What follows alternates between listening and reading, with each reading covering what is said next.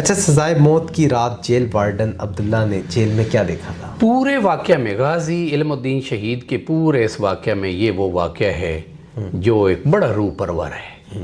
عبداللہ جو jail warden تھا وہ بتاتا ہے کہ آخری رات صبح غازی علم الدین شہید کو سزائے موت ہونی تھی، اور رات کے وقت میں اس کوٹڑی کا چونکہ گارڈ تھا، میں چکر لگا رہا تھا، میں ذرا دوسرے قیدیوں کو دیکھنے گیا تو میں کیا دیکھتا ہوں کہ غازی کا کمرہ روشن ہو گیا۔ میں دوڑا، میں نے سمجھا کہ غازی علم الدین شہید نے خودکشی کر لی ہے، اپنے آپ کو آگ لگا دی ہے اور اس کمرے کو آگ لگا دی ہے۔ میں دوڑا، جو ہی میں دوڑ کے غازی کے کمرے میں آیا تو غازی کا کمرہ روشن تھا، منور تھا، خوشبو ہی خوشبو تھی، اور غازی سجدے میں گرا ہوا تھا اور رو رہا تھا۔ تو کہتے ہیں کہ میں جب غازی کو سجدے میں دیکھ کے رونے والی حالت کو جب میں نے دیکھا تو میں نے بھی رونا شروع کر دیا۔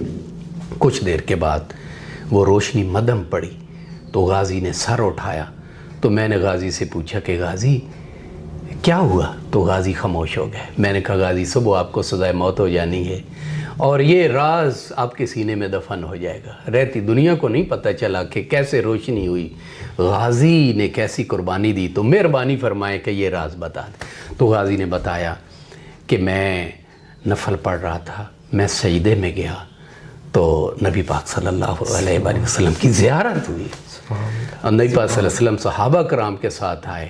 حضرت علی رضی اللہ تعالیٰ عنہ آگے بڑھے اور انہوں نے مجھے کہا کہ غازی اس فیصلے سے مطمئن ہو، آپ ڈرے ہوئے تو نہیں ہیں، خوف زدہ تو نہیں ہیں؟ تو میں نے کہا نہیں، میں بالکل ڈرا ہوا نہیں ہوں۔ کہتے ہیں پھر نبی پاک صلی اللہ علیہ وآلہ وسلم آگے بڑھے تو نبی پاک صلی اللہ علیہ وسلم نے میرے سر پہ ہاتھ رکھا اور آپ نے فرمایا کہ غازی روزہ رکھ کر آنا، روزہ رکھ کر آنا، اور افطاری ہم مل کے، ہم آپ کا انتظار کریں گے اور حوض کوثر پہ مل کے افطاری کریں گے۔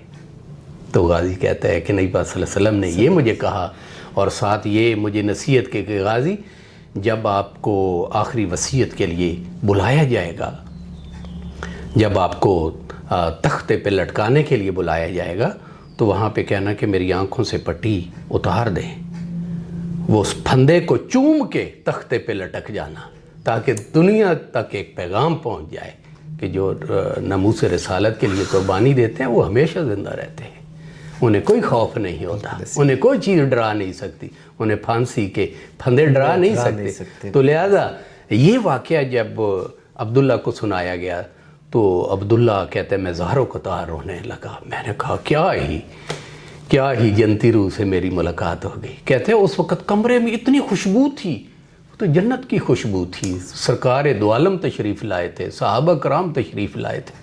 تو کہتے ہیں کہ یہ واقعہ سنا اور عبداللہ وارڈن جب بھی یہ واقعہ بیان کرتا تو زار و قطار رو پڑتا۔